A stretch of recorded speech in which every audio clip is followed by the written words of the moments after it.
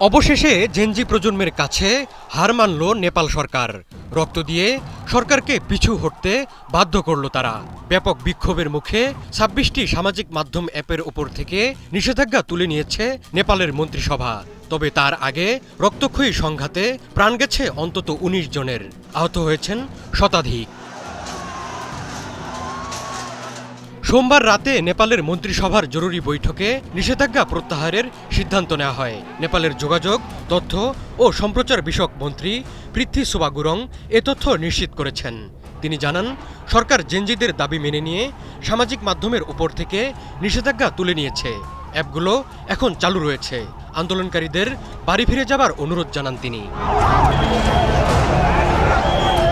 গত সপ্তাহে Facebook, Instagram, LinkedIn, YouTube, WhatsApp, x সহ ২৬টি সামাজিক মাধ্যম অ্যাপের ওপর নিষেধাজ্ঞা জারি করে প্রধানমন্ত্রী কেপি শর্মা ওলির নেতৃত্বাধীন নেপাল সরকার। এর আগে গত বছর নেপালের সুপ্রিম কোর্ট দেশটিতে সক্রিয় সামাজিক মাধ্যমগুলোকে সরকারিভাবে নিবন্ধিত হওয়ার নির্দেশ দিয়েছিল।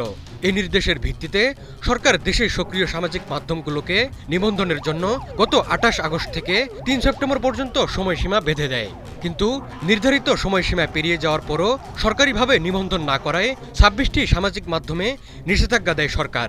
গত ৪ সেপ্টেম্বর থেকে কার্যকর হয় নিষেধাজ্ঞা।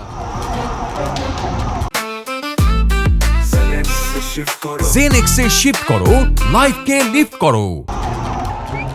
এই নিষেধাজ্ঞার প্রতিবাদে রাজপথে নেমে আসেন হাজার হাজার নেপালি। তাদের বেশিরভাগই তরুণ বা জেনজি প্রজন্মের। গতকাল সোমবার রাজধানী কাঠমান্ডু সহ দেশটির অন্তত ৭টি শহরে ব্যাপক বিক্ষোভ হয়।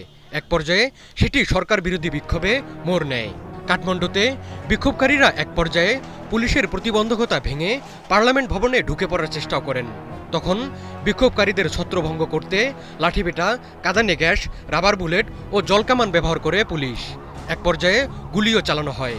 বিক্ষোভকারীদের সঙ্গে আইনশৃঙ্খলা রক্ষাকারী বাহিনীর সংঘর্ষে অন্তত ১৯ জন নিহত হন, আহত হন শতাধিক মানুষ।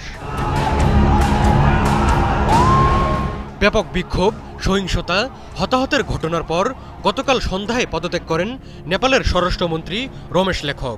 কাঠমান্ডুর বালুয়াটায় প্রধানমন্ত্রীর বাসভবনে মন্ত্রিসভার এক বৈঠকে তিনি পদত্যাগপত্র দেন। ২০২৪ সালের ১৫ জুলাই স্বরাষ্ট্রমন্ত্রী হিসেবে দায়িত্ব গ্রহণ করেছিলেন তিনি। প্রধানমন্ত্রী কেপি শর্মা ওলিরও পদত্যাগের দাবি ওঠা শুরু করেছিল বিক্ষোভে।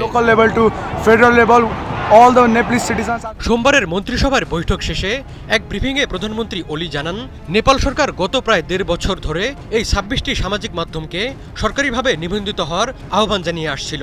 তাদের শুধু নেপালের আইন মেনে চলতে বলা হয়েছিল, কারণ এটির সঙ্গে নেপালের জাতীয় সার্বভৌমত্বের সম্মান সরাসরি সম্পর্কিত।